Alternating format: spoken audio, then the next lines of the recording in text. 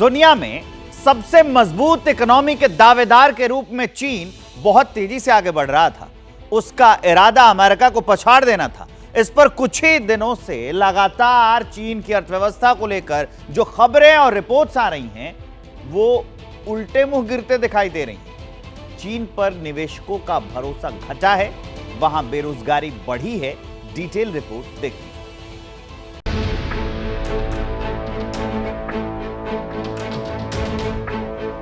एक के बाद एक चीन अर्थव्यवस्था के लक्षण बदलते जा रहे हैं। हर कुछ दिनों में एक नई रिपोर्ट बता रही है कि चीन की इकोनॉमी उतनी मजबूत और स्थिर नहीं है जितना दुनिया समझ रही थी। एवरग्रांड चीन की बड़ी रियल एस्टेट कंपनी है, दूसरी सबसे बड़ी। एवरग्रांड ने खुद को दिवालिया घोषित कर दिया है। कंपनी ने न्यूयॉर्क के मैनहट्टन कोर्ट में बैंकरप्सी की याचिका दाखिल की है। एवरग्रांड ने जुलाई में पिछले 2 साल की अर्निंग रिपोर्ट पेश की थी। रिपोर्ट में बताया गया था कंपनी को 2 साल में $81 बिलियन का नुकसान हुआ है। चाइना की इकोनॉमी पे खासकर जो हाउसिंग सेक्टर है उस पे बहुत ज्यादा असर पड़ा है और ये जो हाउसिंग सेक्टर है ये चाइना की इकोनॉमी का मोर देन अ क्वार्टर हिस्सा है और अगर इसमें प्रॉब्लम आती है तो डेफिनेटली चाइना की इकोनॉमी पे इम्पैक्ट आएगा।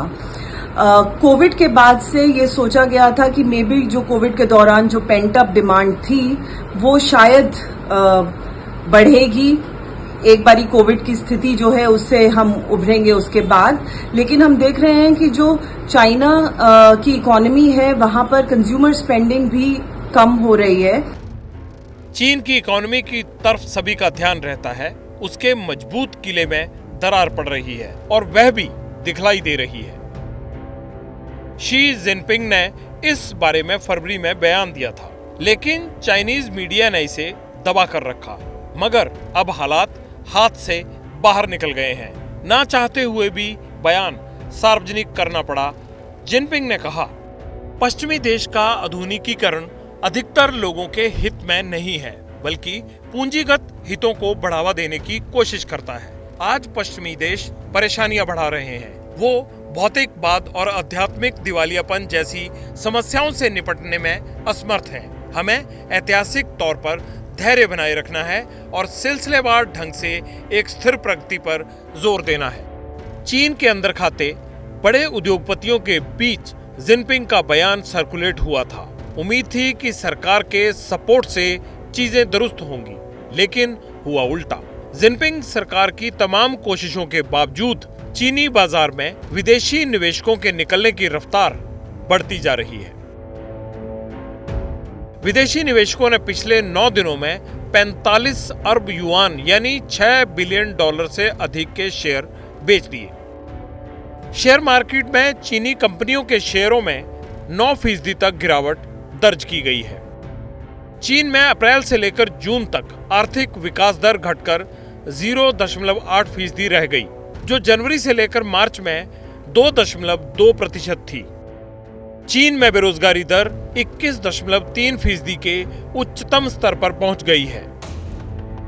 लंबे लॉकडाउन ने चीन में मैन्युफैक्चरिंग और सप्लाई चेन को जो डैमेज किया उसकी भरपाई अभी तक नहीं हो पाई। रियल एस्टेट कंपनियां नकदी संकट से जूझ रही हैं। कर्ज न चुका पाने की वजह से वहां कई बड़ी कंपनियां पहले से ही दिवालिया हो गई।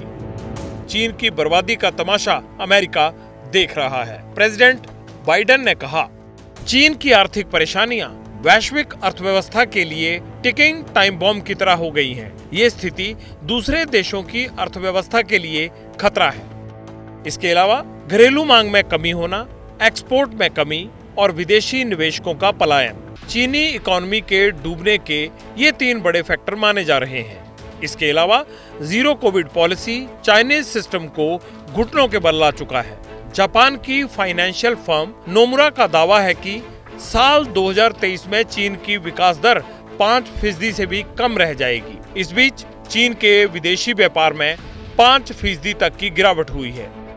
तथ्य ये भी है कि चीन अमेरिका के बाद दुनिया की सबसे बड़ी इकोनॉमी है और 2022 के वैश्विक अर्थव्यवस्था में इसकी हिस्सेदारी 22% थी। लेकिन इस साल कम ग्रोथ का अनुमान दुनिया के लिए भी खतरे की घंटी है।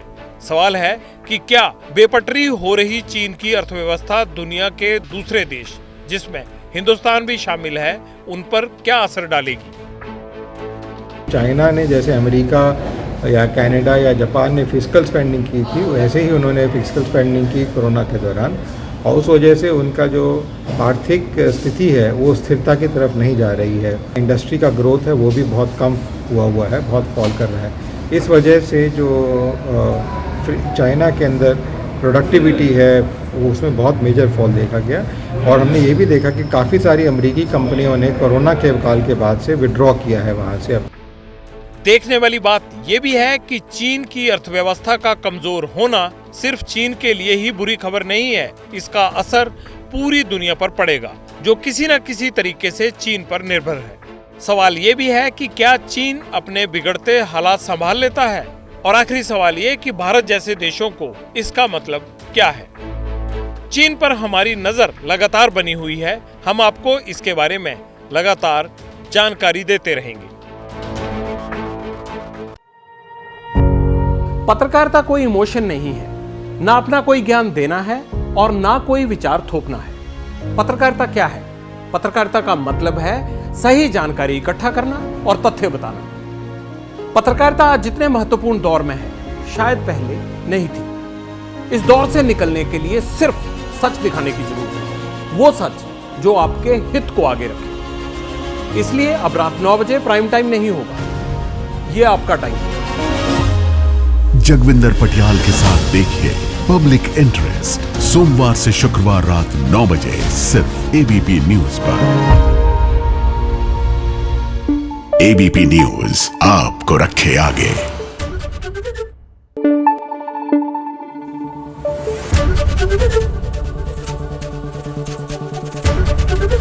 एबीपी न्यूज आपको रखे आगे।